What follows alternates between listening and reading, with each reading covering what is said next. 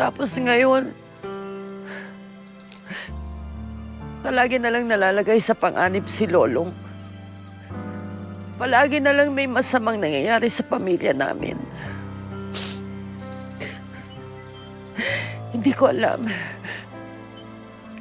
Hindi ko alam kung sinumpa ba kami ng kung sino.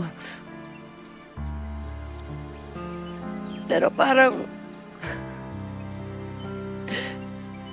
gustong ubusin ang pamilya namin ng kung sinong masamang loob na yon.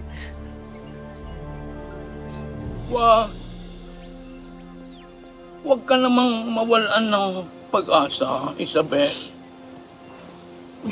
Ramdam kita. Dahil minsan nang nasubukan din ang aking pananampalataya. Noong bang panahon na lugmok ka dahil sa malalaking problema nangyari sa buhay ko. Pero, ganari lang ang gawin mo, Isabel. Huminga ka ng malalim. Hinga. Ayan. Pagkatapos dahan-dahan mong ilabas ang lahat ng hangin na iyan sa iyong katawan. Iyan!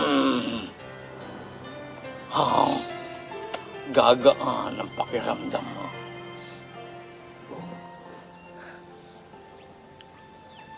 Salamat ka, Nor.